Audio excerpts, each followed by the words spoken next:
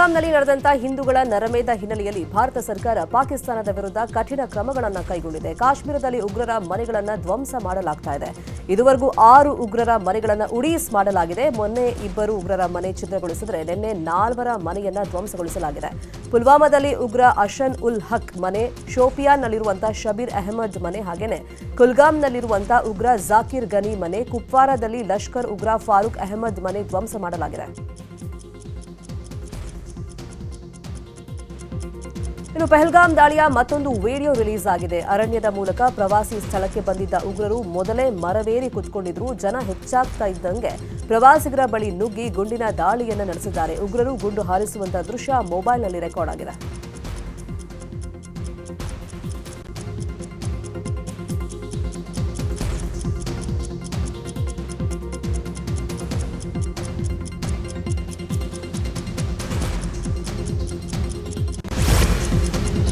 ಪಹಲ್ಗಾಮ್ನಲ್ಲಿ ಹತ್ಯಾಕಾಂಡ ನಡೆಸಿದವರನ್ನ ಭಾರತೀಯ ಸೇನೆ ಬೇಟೆಯಾಡ್ತಿದೆ. ಪಾಕ್ ಉಗ್ರರ ಬೆನ್ನಿಗೆ ನಿಂತಿದ್ದ ಸ್ಥಳೀಯ 14 ಉಗ್ರರ ಪಟ್ಟಿಯನ್ನ ಬಿಡುಗಡೆ ಮಾಡಿದೆ. ಇವರೆಲ್ಲ 20 ರಿಂದ 40 ವರ್ಷ ವಯಸ್ಸಿನವರಾಗಿದ್ದು ಹಿಜ್ಬುಲ್ ಮುಜಾಹಿದ್ದೀನ್, ಲಷ್ಕರ್ ಎ ತೊಯ್ಬಾ, ಜೈಷ್ ಎ ಮೊಹಮ್ಮದ್ ಸಂಘಟನೆಗಳಿಗೆ ಸೇರಿದವರಾಗಿದ್ದಾರೆ.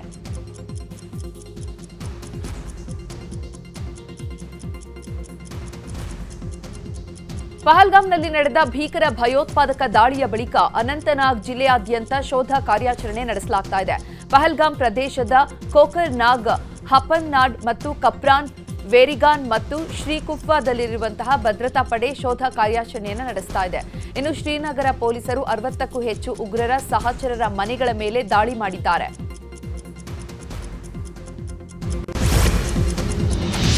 ಜಮ್ಮು ಕಾಶ್ಮೀರದಾದ್ಯಂತ ಉಗ್ರರ ಶೋಧ ಕಾರ್ಯಾಚರಣೆ ಜೋರಾಗಿ ನಡೀತಾ ಇದೆ. ಕುಲ್ಗಾಮ್ನಲ್ಲಿ ಸೇನೆ ಮತ್ತು ಸಿಆರ್ಪಿಎಫ್ ಜೊತೆ ಜಂಟಿ ಕಾರ್ಯಾಚರಣೆ ನಡೆಸಿದಂತಹ ಪೊಲೀಸರು 2 ಭಯೋತ್ಪಾದಕ ಸಹಚರರನ್ನ ಬಂಧಿಸಿದ್ದಾರೆ. ಉಗ್ರರನ್ನ ಬಿಲಾಲ್ ಅಹಮದ್ ಭಟ್ ಮತ್ತು ಮೊಹಮ್ಮದ್ ಇಸ್ಮಾಯಿಲ್ ಭಟ್ ಅಂತ ಗುರುತಿಸಲಾಗಿದೆ. ಅವರ ಬಳಿಯಿದ್ದ 2 ಪಿಸ್ತೂಲ್, 2 ಮ್ಯಾಗಝೀನ್ಗಳು ಸೇರಿದಂತೆ ಶಸ್ತ್ರಾಸ್ತ್ರ ಹಾಗೂ ಮದ್ದು ಗುಂಡುಗಳನ್ನು ವಶಕ್ಕೆ ಪಡೆಯಲಾಗಿದೆ. ಪಹಲ್ಗಾಮ್ ಉಗ್ರ ದಾಳಿಯ ಹೊಣೆ ಹೊತ್ತುಕೊಂಡಿದ್ದ ನಿಷೇಧಿತ ಉಗ್ರ ಸಂಘಟನೆ ಟಿಆರ್ಎಫ್ ಇದೀಗ ಉಲ್ಟಾ ಹೊಡೆದಿದೆ. ಈ ದಾಳಿಯಲ್ಲಿ ತನ್ನ ಪಾತ್ರವಿಲ್ಲ ಅಂತ ಪ್ರತಿಪಾದಿಸಿದೆ. ಪಾಕಿಸ್ತಾನದ ಮೂಲದ ನಿಷೇಧಿತ ಲಷ್ಕರ್ ಎ ತೊಯ್ಬಾದ ಅಂಗ ಸಂಸ್ಥೆಯಾಗಿರುವಂತಹ ಟಿಆರ್ಎಫ್ ದಾಳಿಯನ್ನ ತಾನೇ ಮಾಡಿರೋದಾಗಿ ಪ್ರಕಟಣೆ ಹೊರಡಿಸಿತ್ತು. ಪಾಕ್ ವಿರುದ್ಧ ಭಾರತದ ತೀವ್ರ ಪ್ರತೀಕಾರಕ್ಕೆ ಸಜ್ಜಾಗಿರೋದ್ರಿಂದ ಈ ಸಂಘಟನೆ ತಂಡ ಹೊಡೆದಿದೆ. ಹೀಗಾಗಿ ದಾಳಿಯಲ್ಲಿ ತನ್ನ ಪಾತ್ರವಿಲ್ಲ ಅಂತ ಉಲ್ಟಾ ಹೊಡೆದಿದೆ.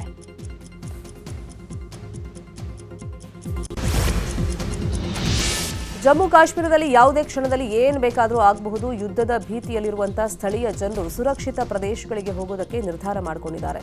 ಒಂದ್ ವೇಳೆ ಯುದ್ಧ ಆದರೆ ಬಂಕರ್ಗಳಲ್ಲಿ ರಕ್ಷಣೆಯನ್ನ ಪಡೆಯಲಿದ್ದಾರೆ. ಹಾಗಾಗಿ ಬಂಕರ್ಗಳಲ್ಲಿ ಸ್ವಚ್ಛತಾ ಕಾರ್ಯ ನಡೀತಾ ಇದೆ. ಪಹಲ್ಗಾಮ್ನಲ್ಲಿ ನಡೆದ ಹಿಂದೂಗಳ ಹತ್ಯೆಯನ್ನ ಖಂಡಿಸಿ ನೇಪಾಳದ ಕಠ್ಮಂಡುವಿನಲ್ಲಿರುವಂತಹ ಪಾಕ್ ರಾಯಭಾರಿ ಕಚೇರಿಯ ಬಳಿ ಜನರು ಪ್ರತಿಭಟನೆಯನ್ನು ನಡೆಸಿದ್ದಾರೆ. ನೇಪಾಳದ ಎಲ್ಲಾ ಜನರು ಒಗ್ಗೂಡಿ ಇದರ ವಿರುದ್ಧ ಧ್ವನಿ ಎತ್ತಬೇಕು, ಅದಕ್ಕಾಗಿಯೇ ನಾವು ಇಲ್ಲಿ ಸೇರಿದ್ದೇವೆ ಅಂತ ಪ್ರತಿಭಟನಾಕಾರರು ಹೇಳಿದ್ದಾರೆ. ಅಲ್ಲದೆ ಪ್ರವಾಸಿಗರನ್ನ ಅವರ ಧರ್ಮದ ಬಗ್ಗೆ ಕೇಳಿ ಕೊಲ್ಲಲಾಯಿತು. ಭಾರತವು ತನ್ನ ಕಡೆಯಿಂದ ಕ್ರಮ ಕೈಗೊಳ್ತಾ ಇದೆ. ಈಗ ನೇಪಾಳ ಸರ್ಕಾರವು ಇದೇ ರೀತಿಯ ಕ್ರಮ ತೆಗೆದುಕೊಳ್ಬೇಕು ಅಂತ ಪ್ರತಿಭಟನಾಕಾರರು ಆಗ್ರಹಿಸಿದ್ದಾರೆ.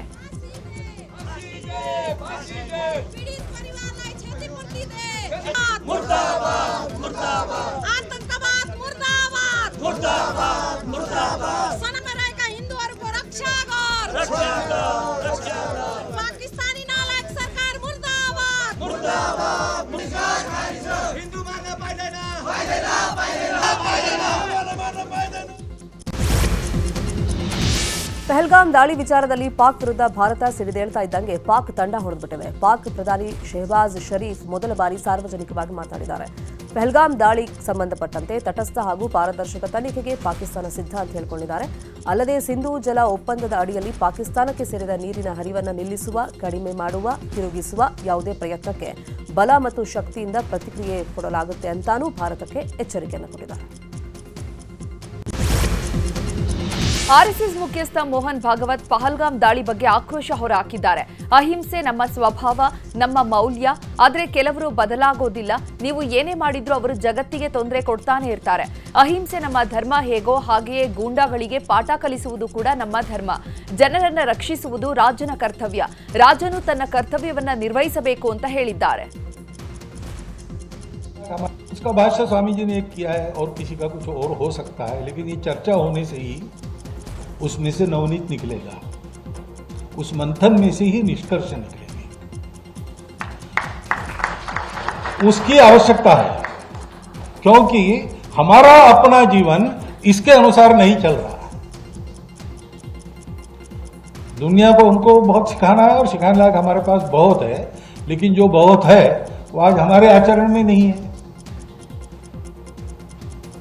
तो भेदभाव कहां से आया? अभी भी चलता है। क्यों चलता है? हमारे स्पष्ट उल्लेख है, अहिंसा ही हमारा स्वभाव है, हमारा मूल्य है अहिंसा। लेकिन हमारी अहिंसा लोगों को बदलने के लिए, लोगों को अहिंसक बनाने के लिए है। तो कुछ लोग तो बन जाएंगे हमारा उदाहरण देकर, लेकिन कुछ लोग नहीं बनेंगे। और इतने ಪಹಲ್ಗಾಮ್ ದಾಳಿ ವಿಚಾರವಾಗಿ ಸರ್ವಪಕ್ಷ ಸಭೆಗೆ ಪ್ರಧಾನಿ ಮೋದಿ ಗೈರಾಗಿದ್ದಕ್ಕೆ ಎಐಸಿಸಿ ಅಧ್ಯಕ್ಷ ಮಲ್ಲಿಕಾರ್ಜುನ ಖರ್ಗೆ ಕಿಡಿಕಾರಿದ್ದಾರೆ. ಸರ್ವಪಕ್ಷ ಸಭೆಗೆ ನಾವೆಲ್ಲ ಹೋಗಿದ್ವಿ, ಆದರೆ ಪ್ರಧಾನಮಂತ್ರಿಗಳೇ ಬಂದಿರಲಿಲ್ಲ. ಚುನಾವಣಾ ಭಾಷಣ ಮಾಡೋದಕ್ಕೆ ಬಿಹಾರಕ್ಕೆ ಹೋಗಿದ್ದೀವಿ. ಪ್ರಧಾನಮಂತ್ರಿಗಳ ಈ ಆಟಿಟ್ಯೂಡ್ ಸರಿಯಿಲ್ಲ, ಅವರು ಸೀರಿಯಸ್ ಇಲ್ಲ ಅಂತ ಅರ್ಥ ಅಂತ ಗುಡುಗಿದ್ದಾರೆ. ಎಲ್ಲ ಸರ್ಕಾರ ಮೀಟಿಂಗ್ ಕರೆದ ಮೇಲೆ ಸರ್ಕಾರ ವತಿಯಿಂದ ಪ್ರೈಮ್ ಮಿನಿಸ್ಟರ್ ಹಾಜರಿರಬೇಕಾಗಿತ್ತು. ಅವರು ಹಾಜರಿಲ್ಲ, ಅದಕ್ಕಾಗಿ ಇದು ಸರಿಯಲ್ಲ. ಇಂಥ ಘಟನೆ ನಡೆದಿದೆ. ಸುಮಾರು 26 ಜನ ಇದರಲ್ಲಿ ಮೃತರಾಗಿದ್ದಾರೆ ಆ್ಯಂಡ್ ಬೇರೆ ಎಲ್ಲ ಅನೇಕ ಜನ ಗಾಯಾಳರಾಗಿದ್ದಾರೆ. ಅದಕ್ಕೆ ನಾವು ಈ ಆಟಿಟ್ಯೂಡನ್ನು ಪ್ರೈಮ್ ಮಿನಿಸ್ಟರ್ ಅದು ಸರಿ ಇಲ್ಲ.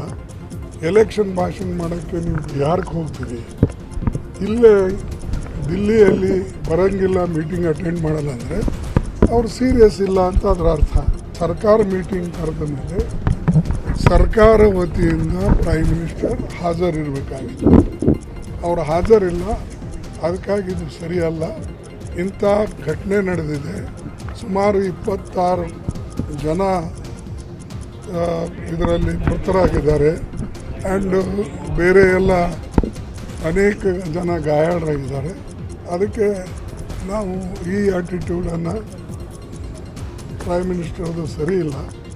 ಎಲೆಕ್ಷನ್ ಭಾಷಣ ಮಾಡೋಕ್ಕೆ ನೀವು ಬಿಹಾರಕ್ಕೆ ಹೋಗ್ತೀರಿ, ಇಲ್ಲೇ ದಿಲ್ಲಿಯಲ್ಲಿ ಬರೋಂಗಿಲ್ಲ, ಮೀಟಿಂಗ್ ಅಟೆಂಡ್ ಮಾಡಲ್ಲ ಅಂದರೆ ಅವ್ರು ಸೀರಿಯಸ್ ಇಲ್ಲ ಅಂತ ಅದರ. ಸಿಎಂ ಸಿದ್ದರಾಮಯ್ಯರ ಮಾನಸಿಕ ಸ್ಥಿತಿ ಸಂಪೂರ್ಣವಾಗಿ ಮುಸ್ಲಿಂ ಓಟಿನ ಬಗ್ಗೆ ಚಿಂತನೆ ಮಾಡೋದು ಅಂತ ವಿಪಕ್ಷ ನಾಯಕ ಆರ್ ಅಶೋಕ್ ಕಿಡಿಕಾರಿದ್ದಾರೆ. ಸತ್ತವರು ಸತ್ರು ಅಂದ್ರೆ ಹೇಗೆ? ಉಗ್ರರ ದಾಳಿಯನ್ನ ಅಮೆರಿಕ ಸೇರಿದಂತೆ ಅನೇಕ ದೇಶಗಳು ಖಂಡಿಸಿವೆ. ಹಿಂದೂನ ಮುಸ್ಲಿಮ ಅಂತ ಕೇಳಿ ಹತ್ಯೆ ಮಾಡಿದ್ದಾರೆ. ಸಿದ್ದರಾಮಯ್ಯ ಅವರ ಮನಸ್ಥಿತಿ ಕೆಟ್ಟಿದೆ, ಓಟು ಕೊಟ್ರೆ ಸಾಕು ಅನ್ನೋ ಮನಸ್ಥಿತಿಗೆ ಬಂದಿದ್ದಾರೆ ಅಂತ ವಾಗ್ದಾಳಿ ನಡೆಸಿದ್ರು. ಇಸ್ರೇಲು ಅವರ ಮಾನಸಿಕ ಸ್ಥಿತಿ ಪೂರ್ತಿಯಾಗಿ ಈ ಮುಸ್ಲಿಮರ ವೋಟ್ ಬಗ್ಗೆನೇ ಯೋಚನೆ ಮಾಡುವಂಥ ಪರಿಸ್ಥಿತಿ ನಿರ್ಮಾಣ ಆಗಿರುವಂಥದ್ದು ದುರದೃಷ್ಟಕರ. ಸತ್ತೋರು ಸತ್ರು ಅಂತ ಹೇಳಿದ್ರೆ ಅವ್ರ ಪ್ರಾಣಕ್ಕೆ ಬೆಲೆನೇ ಇಲ್ಲ.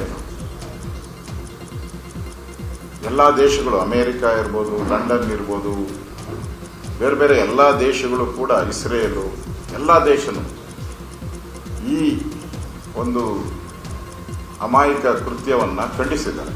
ಇಷ್ಟು ವೋಟ್ಗೋಸ್ಕರ ದೇಶಕ್ಕೇನಾದರೂ ಆಗಲಿ ಪರವಾಗಿಲ್ಲ, ದೇಶದ ಜನತೆಗೆ ಏನಾದರೂ ಆಗಲಿ ಪರವಾಗಿಲ್ಲ, ವೋಟು ನನಗೆ ಬಿದ್ದರೆ ಸಾಕು ಅನ್ನೋ ಮನಸ್ಥಿತಿ ಬಂದಿದೆ ಅಲ್ಲ, ಇದು ನಾಚಿಕೆಗೇಡಿನ ಸಂಗತಿ. ಇನ್ನು ಮೋದಿ ರಾಜೀನಾಮೆ ಕೊಡಬೇಕು ಎಂಬ ಸಚಿವ ಸಂತೋಷ್ ಲಾಡ್ ಹೇಳಿಕೆ ಬಗ್ಗೆಯೂ ಮಾತನಾಡಿದ ಆರ್ ಅಶೋಕ್, ಸಂತೋಷ್ ಲಾಡ್ ಅವರಿಗೆ ಇನ್ನು ಮೆಚುರಿಟಿ ಬರಬೇಕು.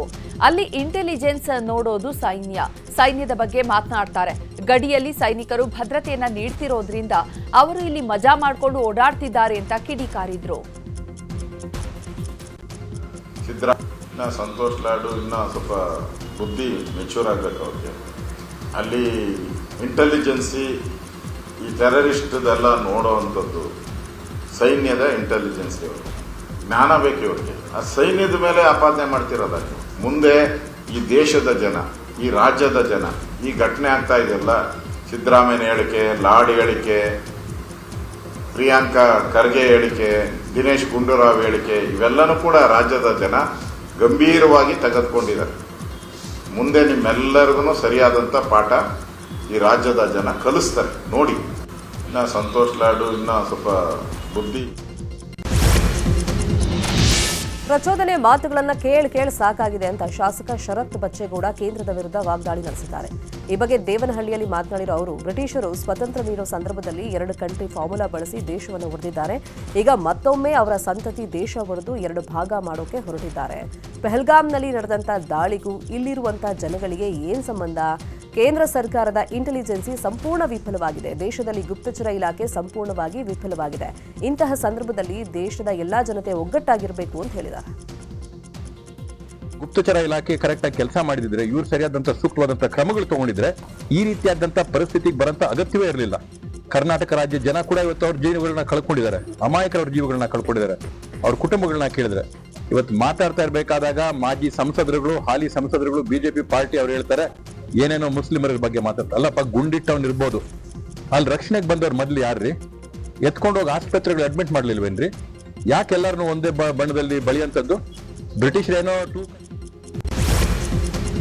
ಪಹಲ್ಗಾಮ್ ಉಗ್ರರ ದಾಳಿಯ ನಂತರ ಭಾರತ ಕ್ರಿಕೆಟ್ ತಂಡದ ಮಾಜಿ ನಾಯಕ ಸೌರವ್ ಗಂಗೂಲಿ ಪಾಕ್ ವಿರುದ್ಧ ಕಿಡಿಕಾರಿದ್ದಾರೆ. ಈ ಬಗ್ಗೆ ಮಾತನಾಡಿರುವ ಅವರು, ಖಂಡಿತವಾಗಿಯೂ ಭಾರತ ಪಾಕಿಸ್ತಾನದ ಜೊತೆಗಿನ ಎಲ್ಲಾ ಕ್ರಿಕೆಟ್ ಸಂಬಂಧವನ್ನ ಕಡಿದುಕೊಳ್ಳಬೇಕು. ಪ್ರತಿ ವರ್ಷ ಇಂತಹ ಘಟನೆಗಳು ನಡೆಯುತ್ತಿರುವುದು ತಮಾಷೆಯಾಗಿ ಮಾರ್ಪಟ್ಟಿದೆ. ಭಯೋತ್ಪಾದನೆಯನ್ನು ಸಹಿಸಲು ಸಾಧ್ಯವಿಲ್ಲ ಅಂತ ಕಿಡಿಕಾರಿದ್ರು. ಪಹಲ್ಗಾಮ್ ಉಗ್ರರ ದಾಳಿಯ ಉದ್ವಿಗ್ನತೆಯಿಂದ ಪಾಕ್ ಪ್ರಜೆಗಳ ಗಡೀಪಾರಿಗೆ ಕೇಂದ್ರ ಸರ್ಕಾರ ಆದೇಶವನ್ನ ಹೊರಡಿಸಿತ್ತು.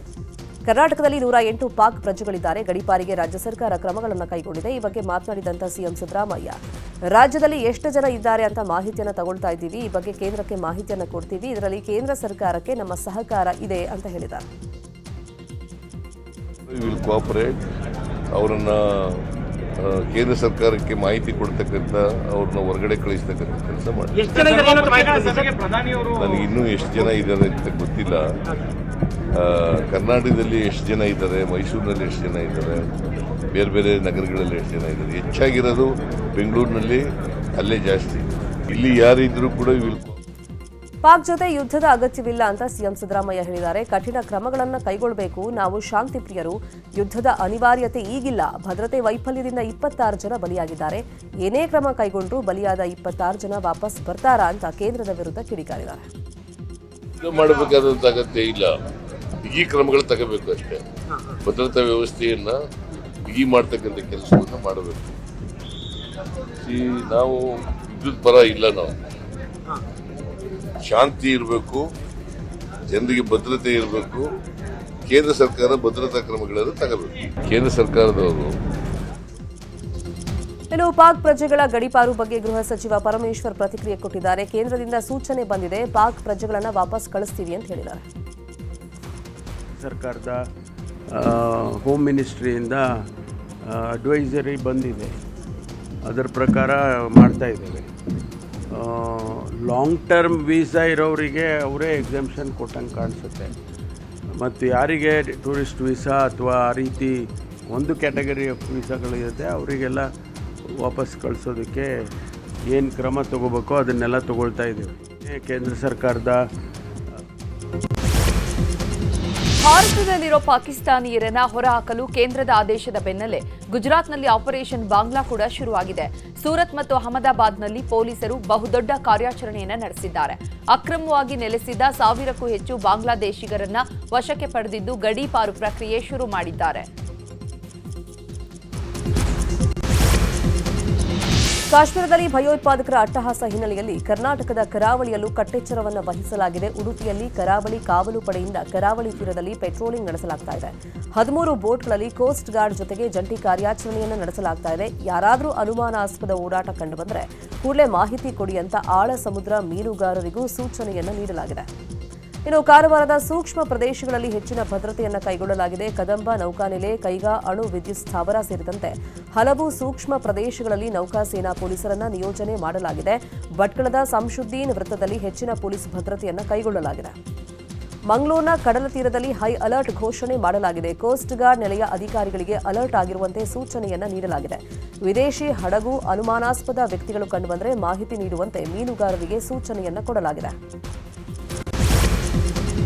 ಪಹಲ್ಗಾಮ್ನಲ್ಲಿ ಹಿಂದೂಗಳ ಮೇಲೆ ಉಗ್ರರ ದಾಳಿಯನ್ನ ಖಂಡಿಸಿ ಚಿತ್ರದುರ್ಗದಲ್ಲಿ ವಿಶ್ವ ಹಿಂದೂ ಪರಿಷತ್ ಹಾಗೂ ಭಜರಂಗದಳ ಕಾರ್ಯಕರ್ತರು ಪ್ರತಿಭಟನೆ ನಡೆಸಿದರು. ಉಗ್ರರ ದಾಳಿಯನ್ನ ಖಂಡಿಸಿ ಪ್ರತಿಭಟನಾ ಮೆರವಣಿಗೆ ಮಾಡಿದ ವಿಎಚ್ಪಿ ಭಜರಂಗದಳ ನಗರದ ಆನೆಬಾಗಿಲಿನಿಂದ ಡಿಸಿ ಒನಕೆ ಓಬವ್ವ ವೃತ್ತದವರೆಗೆ ಪ್ರತಿಭಟನಾ ಜಾಥಾವನ್ನ ನಡೆಸಿದರು. ಪಾಕಿಸ್ತಾನದ ಧ್ವಜಕ್ಕೆ ಬೆಂಕಿ ಹಚ್ಚಿ ಆಕ್ರೋಶ ವ್ಯಕ್ತಪಡಿಸಿದರು. ಪ್ರತಿಭಟನೆಯಲ್ಲಿ ಮಾಜಿ ಶಾಸಕ ತಿಪ್ಪಾರೆಡ್ಡಿ ಭಾಗಿಯಾಗಿದ್ದರು. ಇನ್ನು ಬಾಗಲಕೋಟೆಯಲ್ಲಿ ಹಿಂದೂ ಜಾಗರಣ ವೇದಿಕೆ ಹಾಗೂ ಬಿಜೆಪಿ ಕಾರ್ಯಕರ್ತರಿಂದ ಪಂಜಿನ ಮೆರವಣಿಗೆಯನ್ನ ಮಾಡಲಾಗಿದೆ. ಕಿಲ್ಲಾ ಓಣಿಯಿಂದ ಬಸವೇಶ್ವರ ವೃತ್ತದವರೆಗೂ ಪಂಜಿನ ಮೆರವಣಿಗೆಯನ್ನ ಮಾಡಲಾಗಿದೆ. ಪಾಕ್ ಧ್ವಜದ ಮೇಲೆ ಚಪ್ಪಲಿ ಆಕ್ರೋಶವನ್ನು ವ್ಯಕ್ತಪಡಿಸಿದರು.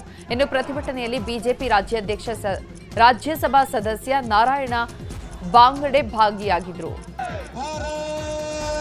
ಮೈಸೂರಿನ ಮಿಲಾದ್ ಪಾರ್ಕ್ ಬಳಿ ಮುಸ್ಲಿಂ ಧರ್ಮಗುರುಗಳಿಂದ ಪ್ರತಿಭಟನೆಯನ್ನು ನಡೆಸಲಾಗಿದೆ. ಮೊಂಬತ್ತಿ ಹಿಡಿದು ಮೃತರ ಆತ್ಮಕ್ಕೆ ಶಾಂತಿ ಕೋರಿದ್ರು. ರ್ಯಾಲಿಯಲ್ಲಿ ನೂರಾರು ಜನರು ಭಾಗಿಯಾಗಿದ್ರು. ಮಹಿಳಾ ಪಿಎಸ್ಐ ಮೇಲೆ ವ್ಯಕ್ತಿಯೊಬ್ಬ ಹಲ್ಲೆ ಮಾಡಿರುವಂತಹ ಘಟನೆ ಕೊಡಗು ಜಿಲ್ಲೆಯ ಗೋಣಿಕೊಪ್ಪದಲ್ಲಿ ನಡೆದಿದೆ. ಆರೋಪಿಯನ್ನ ಕರ್ಕೊಂಡು ಹೋಗ್ತಾ ಇದ್ದ ಜೀಪ್ಗೆ ಅಡ್ಡ ಬಂದು ಪೊಲೀಸ್ ಮೇಲೇನೆ ದರ್ಪವನ್ನು ತೋರಿದ್ದಾನೆ.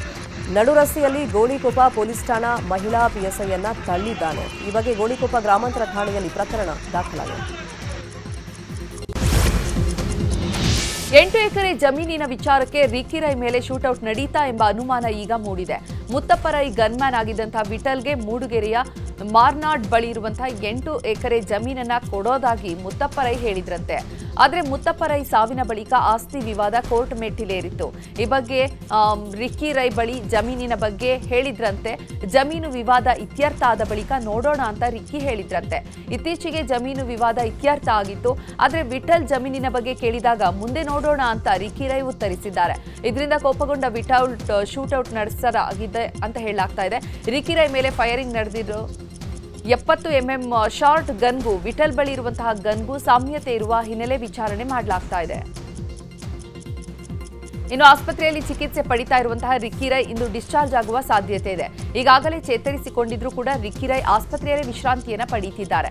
ಶೂಟೌಟ್ ಬಗ್ಗೆ ಸಂಪೂರ್ಣ ಮಾಹಿತಿ ರಿಕ್ಕಿ ರೈಗೆ ಇದ್ದು ಆಸ್ಪತ್ರೆಯಿಂದ ಡಿಸ್ಚಾರ್ಜ್ ಆದ ಕೂಡಲೇ ವಿಚಾರಣೆಯನ್ನು ಮಾಡಲು ಪೊಲೀಸರು ತಯಾರಿಯನ್ನು ಮಾಡಿಕೊಂಡಿದ್ದಾರೆ. ಈ ಹಿನ್ನೆಲೆಯಲ್ಲಿ ಆಸ್ಪತ್ರೆಯಲ್ಲಿ ರಿಕ್ಕಿ ವಾಸ್ತವ್ಯವನ್ನು ಹೂಡಿದ್ದಾರೆ ಎನ್ನಲಾಗಿದೆ.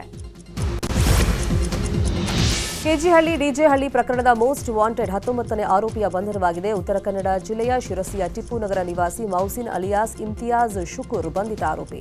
ಉಗ್ರರಿಂದ ತರಬೇತಿ ಪಡೆದಿದ್ದ ಆರೋಪಿ ಮೌಸಿನ್ ಬಿಜಾಪುರದ ಸಿಂದಗಿಯಲ್ಲಿ ತಲೆಮರೆಸಿಕೊಂಡಿದ್ದ. ಇದೀಗ ಸಿಂದಗಿಯಲ್ಲಿ ಆರೋಪಿ ಮೌಸಿನ್ ಅನ್ನು ಬಂಧಿಸಲಾಗಿದೆ. ರಾಜ್ಯ ಸರ್ಕಾರದ ಪಂಚ ಗ್ಯಾರಂಟಿ ಯೋಜನೆಗಳಲ್ಲೊಂದಾದ ಗೃಹಲಕ್ಷ್ಮಿ ಯೋಜನೆಯ ಹಣವನ್ನ ಕೂಡಿಟ್ಟು ಮಹಿಳೆಯೊಬ್ಬಳು ಕಿರಾಣಿ ಅಂಗಡಿಯನ್ನು ತೆರೆದಿದ್ದಾರೆ. ಯಾದಗಿರಿ ತಾಲೂಕಿನ ಹತ್ತಿಗುಣಿ ಗ್ರಾಮದ ಮಹಿಳೆ ಮುಮ್ತಾಜ್ ಬೇಗಂ ಗೃಹಲಕ್ಷ್ಮಿ ಹಣದಲ್ಲಿ ಸ್ವಾವಲಂಬಿ ಬದುಕು ರೂಪಿಸಿಕೊಳ್ಳಲು ಸಜ್ಜಾಗಿದ್ದಾರೆ. ಇಷ್ಟು ದಿನ ಬಿಸಿಲಿನಲ್ಲಿ ಕೆಲಸ ಮಾಡ್ತಾ ಇದ್ದ ಮುಮ್ತಾಜ್ 42,000 ಗೃಹಲಕ್ಷ್ಮಿ ಹಣವನ್ನ ಕೂಡಿಟ್ಟು ಅಂಗಡಿ ತೆರೆದು ಸ್ವಾವಲಂಬಿ ಬದುಕು ರೂಪಿಸಿಕೊಂಡಿದ್ದಾರೆ. ಗೃಹಲಕ್ಷ್ಮಿ ಯೋಜನೆಯಡಿ 2,000 ಹಣ ನೀಡುತ್ತಿರುವಂತಹ ಸಿಎಂ ಸಿದ್ದರಾಮಯ್ಯ ಅವರಿಗೆ ಮಹಿಳೆ ಧನ್ಯವಾದ ತಿಳಿಸಿದ್ದಾರೆ. ಕೊಪ್ಪಳ ಜಿಲ್ಲೆಯಲ್ಲಿ ಬಾಲ್ಯ ವಿವಾಹಕ್ಕೆ ಕಡಿವಾಣವೇ ಇಲ್ಲದಂತಾಗ್ಬಿಟ್ಟಿದೆ. ಜಿಲ್ಲೆಯಲ್ಲಿ ಇತ್ತೀಚೆಗೆ ಬಾಲ್ಯ ವಿವಾಹ ಪ್ರಕರಣಗಳು ಜಾಸ್ತಿ ಆಗ್ತಾ ಇದೆ. ಏಪ್ರಿಲ್ 21ರಂದು ಕೊಪ್ಪಳ ಜಿಲ್ಲೆ ಕನಕಗಿರಿ ತಾಲೂಕಿನ ಸಿರ್ವಾರ ಗ್ರಾಮದಲ್ಲಿ ಬಾಲ್ಯ ವಿವಾಹ ಆಗಿದೆ. ಇದೇ ಮದುವೆಯಲ್ಲಿ ಭಾಗಿಯಾಗಿರುವಂತಹ ಕಂಪ್ಲಿ ಶಾಸಕ ಜಿಎನ್ ಗಣೇಶ್ ಇದೀಗ ಚರ್ಚೆಗೆ ಗ್ರಾಸವಾಗಿದ್ದಾರೆ. ಇನ್ನು ಹಿರೇಖೇಡ ಗ್ರಾಮ ಪಂಚಾಯತ್ ಪಿಡಿಒ ಮಲ್ಲಿಕಾರ್ಜುನ್ ದೂರಿನ ಅನ್ವಯ ಶಾಮಣ್ಣ ಬಂಕಾಪುರ, ಫಕೀರಪ್ಪ ಬಂಕಾಪುರ, ದೇವಮ್ಮ ಅನ್ನೋರ ವಿರುದ್ಧ ದೂರು ದಾಖಲು ಮಾಡಲಾಗಿದೆ. ಪೊಲೀಸರ ಸೋಗಿನಲ್ಲಿ ಸುಲಿಗೆ ಮಾಡ್ತಾ ಇದ್ದ ಗ್ಯಾಂಗ್ ಅನ್ನು ಅರೆಸ್ಟ್ ಮಾಡಿರುವ ಘಟನೆ ಬೆಂಗಳೂರಿನ ಪುಲಿಕೇಶಿ ನಗರದಲ್ಲಿ ನಡೆದಿದೆ. ಏಪ್ರಿಲ್ 2ರಂದು ಕೃತ್ಯ ನಡೆದಿದ್ದು ಸೋಫಿಯಾ ಎಂಬಾಕೆಯನ್ನು ಅಡ್ಡಗಟ್ಟಿ ಮೈಮೇಲಿನ ಚಿನ್ನಾಭರಣವನ್ನು ಸುಲಿಗೆ ಮಾಡಿ ಪರಾರಿಯಾಗಿದ್ರು. ಈ ಬಗ್ಗೆ ಪುಲಿಕೇಶಿ ನಗರ ಠಾಣೆಯಲ್ಲಿ ದೂರು ದಾಖಲಾಗಿತ್ತು. ಈ ಬಗ್ಗೆ ತನಿಖೆ ನಡೆಸಿ ಸುಲಿಗೆ ಮಾಡಿದ ಕಳ್ಳರ ಗ್ಯಾಂಗ್ ಅನ್ನು ಅರೆಸ್ಟ್ ಮಾಡಿದ್ದಾರೆ. ವಕ್ಫ್ ತಿದ್ದುಪಡಿ ಕಾಯ್ದೆ ವಿರೋಧಿಸಿ ಕೋಲಾರದಲ್ಲಿ ಬೃಹತ್ ಪ್ರತಿಭಟನಾ ಸಮಾವೇಶವನ್ನು ಮಾಡಲಾಗಿದೆ. ನಗರದ ಶಾಹಿ ಈದ್ಗಾ ಮೈದಾನದಲ್ಲಿ ಪ್ರತಿಭಟನಾ ಸಮಾವೇಶ ನಡೆಸಿದ ಸಾವಿರಾರು ಮುಸ್ಲಿಮರು ವಕ್ಫ್ ತಿದ್ದುಪಡಿ ಕಾನೂನು ವಾಪಸ್ ಪಡೆಯುವವರೆಗೂ ಹೋರಾಟ ನಿಲ್ಲಿಸಲ್ಲ ಅಂತ ಕೇಂದ್ರ ಸರ್ಕಾರಕ್ಕೆ ಎಚ್ಚರಿಕೆ ನೀಡಿದ್ದಾರೆ. ಮುಂಬೈನಿಂದ ಕೋಲಾರಕ್ಕೆ ಶಿಫ್ಟ್ ಆಗಿರುವಂತಹ ಕುಟುಂಬಕ್ಕೆ ಪ್ಯಾಕರ್ಸ್ ಮತ್ತು ಮೂವರ್ಸ್ ಸಿಬ್ಬಂದಿ ಕಿರಿಕ್ ಮಾಡಿದ್ದಾರೆ. ಹೆಚ್ಚಿನ ಹಣಕ್ಕಾಗಿ ಡಿಮ್ಯಾಂಡ್ ಮಾಡಿದ್ದ ಚಾಲಕ ಧಮಕಿ ಹಾಕಿದ್ದಾನೆ. ಮಹಿಮಾ ಅನ್ನೋರನ್ನ ಇತ್ತೀಚೆಗಷ್ಟೇ ಶಿಫ್ಟ್ ಆಗಿದ್ರು. ಮುಂಬೈನಿಂದ ಮನೆ ಬಳಕೆಯ ವಸ್ತುಗಳನ್ನು ರವಾನೆಯ ಜವಾಬ್ದಾರಿಯನ್ನ ಖಾಸಗಿ ಟ್ರಾವೆಲ್ಸ್ನಿಗೆ ನೀಡಿದ್ರು. ಆದರೆ ಟ್ರಕ್ ಚಾಲಕ ವಿಕಾಸ್ ಎಂಬುವನು ವಸ್ತುಗಳ ಡೆಲಿವರಿ ನೀಡದೆ ಫೋನ್ ಕರೆ ಮಾಡಿ ಹೆಚ್ಚುವರಿ ಹಣಕ್ಕೆ ಬೇಡಿಕೆ ಇಟ್ಟಿದ್ದಾನೆ. ಕೂಡಲೇ ಸ್ಥಳೀಯರು ಪೊಲೀಸರಿಗೆ ಕರೆ ಮಾಡಿದ್ದು, ಸ್ಥಳಕ್ಕಾಗಮಿಸಿದ ಪೊಲೀಸರು ಚಾಲಕನಿಗೆ ವಾರ್ನಿಂಗ್ ನೀಡಿದ ಬಳಿಕ ಸುಮ್ಮನಾಗಿದ್ದಾನೆ. ಟೊಮ್ಯಾಟೊ ಬೆಲೆ ಪಾತಾಳಕ್ಕೆ ಕುಸಿತವಾಗಿರುವಂತಹ ಕಾರಣ ಹಾವೇರಿ ರೈತರು ಟೊಮ್ಯಾಟೊವನ್ನು ನಾಶ ಮಾಡಿದ್ದಾರೆ. ಹಾವೇರಿ ಜಿಲ್ಲೆಯಲ್ಲಿ ಎಕರೆಗೆ 1 ಲಕ್ಷ ರೂಪಾಯಿ ಖರ್ಚು ಮಾಡಿ ಟೊಮ್ಯಾಟೊ ಬೆಳೆ ಬೆಳೆಯಲಾಗಿದೆ. ಸಮೃದ್ಧವಾದ ಬೆಳೆ ಇದ್ರೂ ಮಾರ್ಕೆಟ್ನಲ್ಲಿ ಮಾತ್ರ ಬೆಲೆ ಇಲ್ಲ. ಹೀಗಾಗಿ ರೈತರು ದನ ಕರುಗಳನ್ನು ಬಿಟ್ಟು ಟೊಮ್ಯಾಟೊ ಬೆಳೆ ನಾಶಪಡಿಸ್ತಾ ಇದ್ದಾರೆ. ರಾಜ್ಯದಲ್ಲಿ 1 ವಾರ ಮಳೆಯಾಗುವ ಸಾಧ್ಯತೆ ಇದೆ ಅಂತ ಹವಾಮಾನ ಇಲಾಖೆ ಹೇಳಿದೆ. ಈ ನಡುವೆ ಬಾಗಲಕೋಟೆ ಜಿಲ್ಲೆಯ ಇಳಕಲ್ನಲ್ಲಿ ಮಳೆಯಾಗಿದೆ. ಗೋನಾಳ ಎಸ್ಬಿ ಗ್ರಾಮದ ಹೊಲದಲ್ಲಿ ನಿರ್ಮಿಸಿದಂತಹ ಶೆಡ್ ಬಿದ್ದಿದೆ. 25% ಗೋವಿನ ಜೋಳದ ಬೆಳೆ ಹಾನಿಯಾಗಿದೆ. ಪರಿಹಾರ ನೀಡುವಂತೆ ರೈತ ಸರ್ಕಾರಕ್ಕೆ ಮನವಿ ಮಾಡಿದ್ದಾರೆ. ಇನ್ನು ಉತ್ತರ ಕನ್ನಡದ ಕೆಲವೆಡೆ ಗುಡುಗು ಸಿಡಿಲು ಸಹಿತ ಸಾಧಾರಣ ಮಳೆಯಾಗಿದೆ. ಮುಂಡಗೋಡ ಪಟ್ಟಣದಲ್ಲಿ ಸಿಡಿಲಿನ ಆರ್ಭಟಕ್ಕೆ ಜನ ಬೆಚ್ಚಿ ಬಿದ್ದಿದ್ದಾರೆ. ಸಿಡಿಲು ಬಡಿದು ತೆಂಗಿನ ಮರ ಹೊತ್ತಿ ಉರಿದಿದೆ. ಉಡುಪಿಯಲ್ಲೂ ಹಲವು ಕಡೆಗಳಲ್ಲಿ ಮಳೆಯಾಗಿದೆ. ಅಕಾಲಿಕ ಮಳೆಯಿಂದಾಗಿ ಕೃಷಿ ಹಾಗೂ ಅಡಿಕೆ ಬೆಳೆಗೆ ತೊಂದರೆ ಉಂಟಾಗಿದ್ದು ರೈತರು ಕಂಗಾಲಾಗಿದ್ದಾರೆ.